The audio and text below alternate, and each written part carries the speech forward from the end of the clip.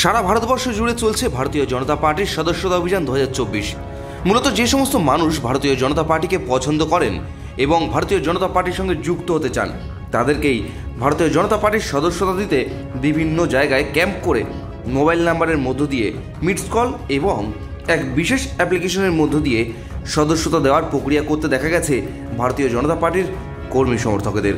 ঠিক সেই একই ছবি দেখা গেল 8ই ডিসেম্বর উত্তর 24 পরগনা জেলার দত্তপুকুর গঙ্গাপুর এলাকায়।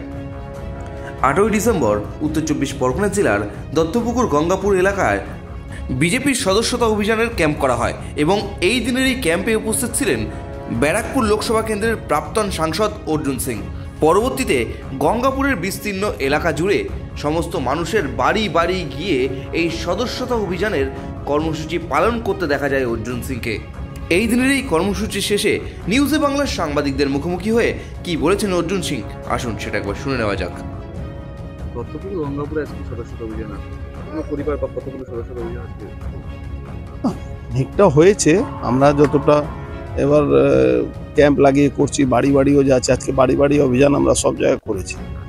তো এখন পর্যন্ত আমার মনে হচ্ছে প্রায় 16-17টা পরিবার কাছে আমরা পৌঁছেছি, আরও হবে। ভারতবর্ষে যেভাবে ভারতীয় জনতা পার্টির সদস্যতা অভিযান চলছে, যেভাবে মানুষের সাড়া আছে, আমাদের পূর্ণ বিশ্বাস মানুষ ভারতবর্ষে ভারতীয় জনতা পার্টিকে চাইছে। সনাতনদের, হিন্দুদের বাঁচার জন্য যদি কিছু হয় তাহলে ভারতীয় জনতা পার্টির সদস্য হওয়া দরকার আছে।